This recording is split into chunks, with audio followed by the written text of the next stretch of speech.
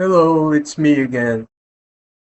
And if you don't know English, that's a problem for you. I'm gonna tell you my story of my first psychosis that landed me on a clinic. If I going to explain to you that I remember everything that happened to me while I was in a psychosis, you understand me better. I was, I was ne- I was a person that loved managing simulating games like SimCity or The Sims, and I started playing HimWorld, and it's a great sim, and we have a lot of tasks to do in the sim. But the complexiest thing that crushes my mind when I was playing was the body harvesting part. And when I have this psychosis, I feel like something was trying to take my body away from me. And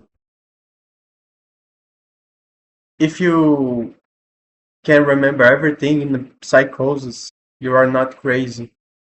You have lucid dreams of reality. And when I was walking in the streets, first I came out of my house after crashing all the porcelain and the plates and everything because people who were building uh, uh,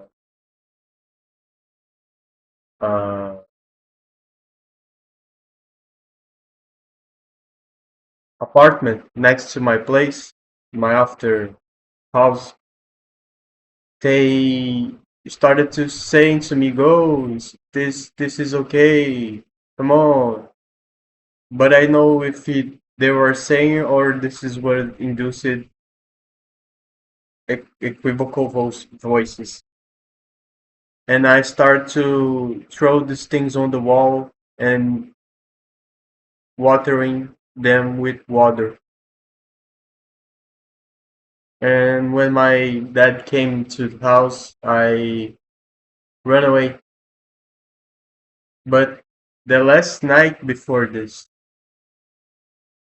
I try, I not try, I go for a walk in the middle of the night. I go out like in 6 a.m., 6 p.m. No, 4 p.m. I think so. I cross the forum from the place I lived. I cross the university and tell them someday you're gonna remember me. And I go walking in the streets without thinking much, thinking something was waiting for me because I don't have this kind of will of movement and I was trying to look for something. So this is what induced my psychosis. I enter a car of a guy who was with his car stopped. I think was waiting for me. I asked to him, "Can I go to the airport?" And then he throw me out and say, "Go fuck yourself. You think you're messing with someone and you don't know you're crazy." And I go, "Okay." And I sit like in a place there is the last event, the last cultural event center that we had here in Fortaleza. And I start crying because I see people passing the streets, people with cars, people with lives, and nobody gives a shit about you, you know? And I start walking. I pass the this. I have a lack of perspective in the map. I cannot nor walk straight because I don't have geolocation in my head. But this day, I passed the Iguatemi, go through all the streets that you imagine, past the ice shop, ask for water, pass to to a, a,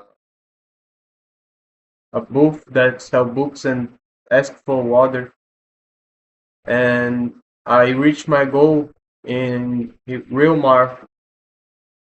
There is a shop. So when I was there, I don't know if it was a vision or not, but there was a girl that I met.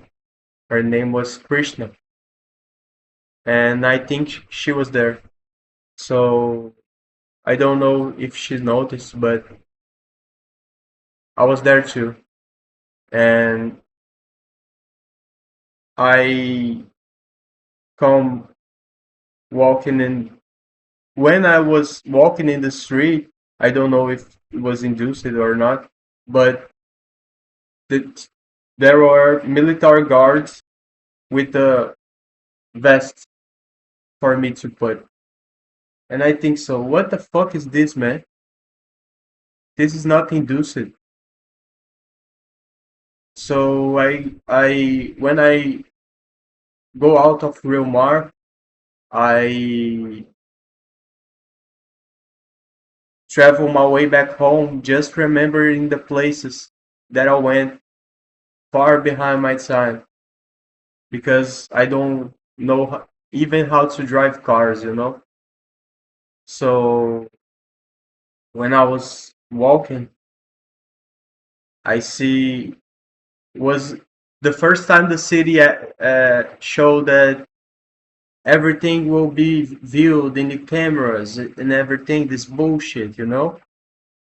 And I was asking myself, this is really this is what is privacy is.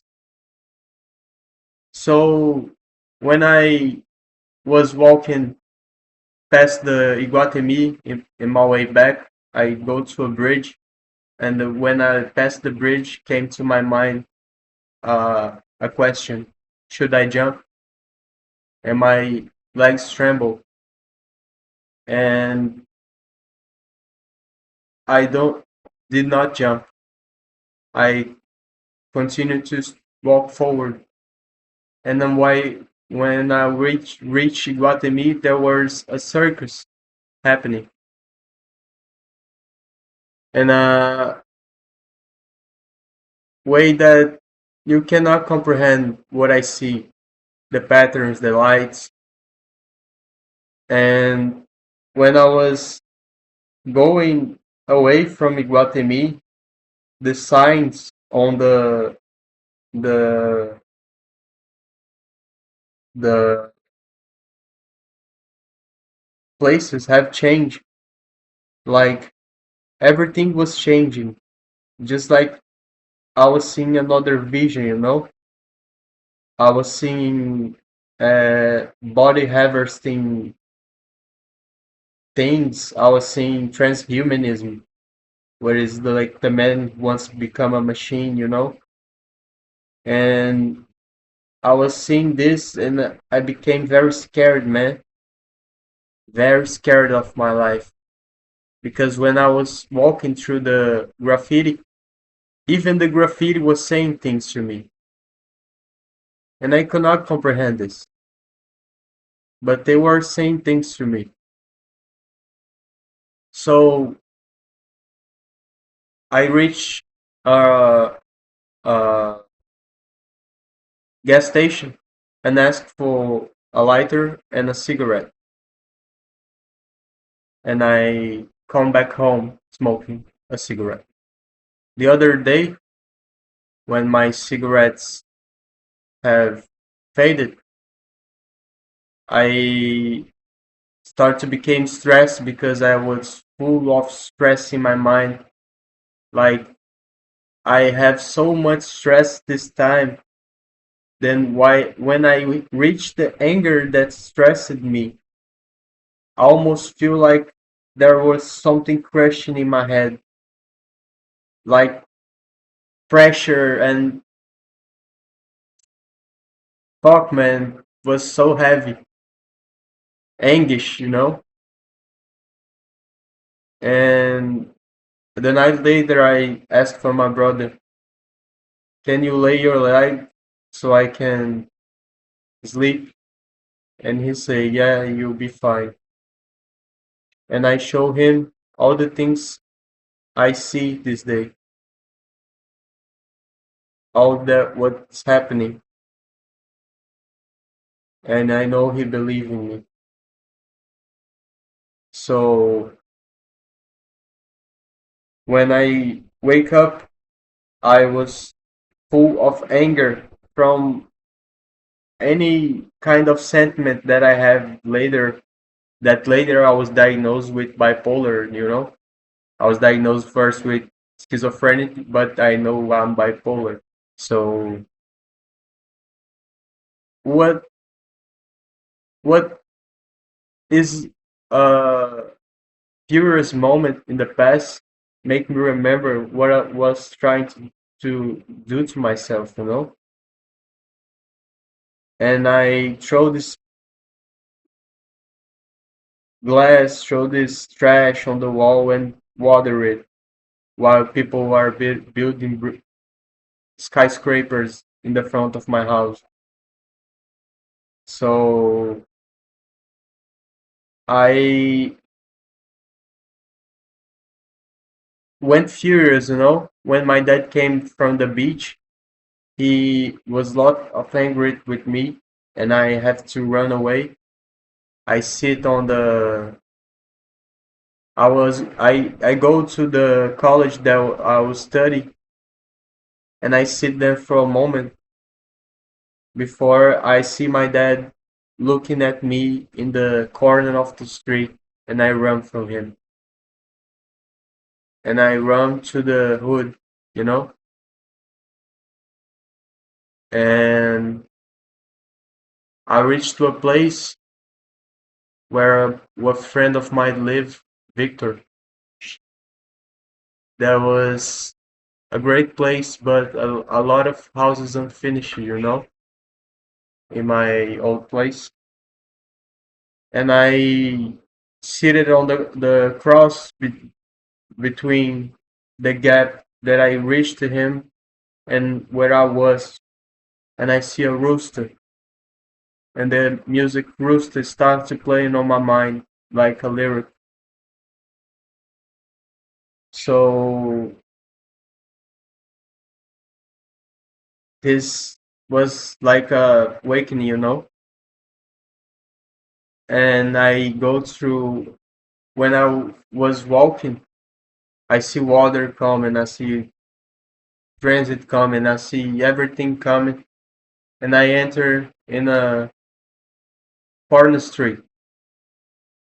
And when I reach the corner street, there were houses like three, two, one, and I sit there for a moment, feeling peace, you know. And this day I was mistreated as fuck, man. This day I sit in the on a there was a tree, uh, uh, wherever you call it is English, but this is hedge, and a blank, a white blanket. So I was looking for someone to talk, but I could not talk.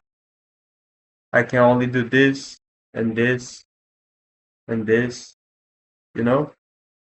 And they did not comprehend me and start to trying to wake me up so I say anything. and came a guy from uh came a guy from uh through a fence, and I explained to them, "Hey man, I don't like this guy. Take them away from me." When I was not can when I would can talk, I can talk to them that I did like this guy, and this guy ran away by the same fence that he came, and I see that the guys the they stashed the gun, so I tried to pick up the gun and put a bullet in my head, but I didn't cock the bullet. That's why I'm alive. And or maybe it's a trade-off or something.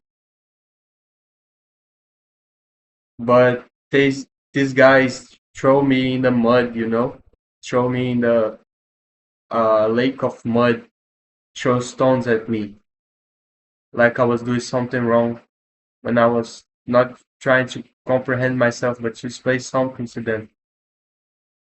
And they did this to me, and I go to a Reddit like this, and I warm myself with a white blanket, and I could see like giraffes and elephants being thrown by helicopters in the jungle, Was crazy, man. This all induced by one game talking about humanity at its final moments. That is him world. So I start to hear screaming voices in my head, like souls trying to be released. They were screaming, and this when was I reached the point of grabbing that gun, you know. And when I did this, they throw me out of the hood, and I go with the white blanket. But God is so perfect that He made my mom, because I was with a blanket over me, walking without knowing where I was. And people was trying to push me like, you're gonna be safe here, you're gonna be safe here, you're gonna be safe here. And I'm trying to say them, go away from me. These people do not listen. So when I reach a familiar sidewalk that I cross almost every day, from the gift of God, my mom was behind me and grabbed my shoulder and said to me, "Son, it's all right. It'll be fine." And I went to my sister house in this time. And before all this, I was watching too much Naruto, man. So I went to my sister house and I start to watch SpongeBob. And I remember that was playing the first episodes of SpongeBob. And you may say, "Oh, I'm acting crazy," but no, I remember all this. And I think I didn't sleep because I was watching SpongeBob all night. But I do sleep because I watched just the first episode, but when I wake up was still the same episode. So I don't know if was awake all night or all day, but I was awake for a long time, man, and this is horrible for your brain. Don't be awake too much for much time, you know? And when I reached to the house of my sister, she my mom tried to fix me by some way of her thinking, and my dad follows. I don't blame her or him, but they throw me in the worst possible position that a man could have, being deceived by all these rights and meanings of life in an induced paranoia in a clinic that even allow me to smoke when in Narcotics Anonymous says people could not enter a Narcotics Anonymous clinic and be cut the cigarette because he is already dealing with trauma. The first visit I had with my parents was 2 months later that I was in there, and I didn't smoke almost none cigarettes. And when they visit me in a 3rd minute reunion with my therapist, I asked for my mom, Mom, could you give me a cigarette? I'm stressed as fuck. And she gave me, and I went smoke because I didn't smoke in a lot of years. So this day was maybe a blessing or a tragedy, but only a human mind can explain what he's passed through. And I hope nobody passes through it in this world, induces another and another and another to a cycle of induced paranoia by thinking something is watching them. But no, guys, it's you all already your guys reaching for your own ass, you know? You don't have nothing to follow. Just this. You guys are reaching your own ass.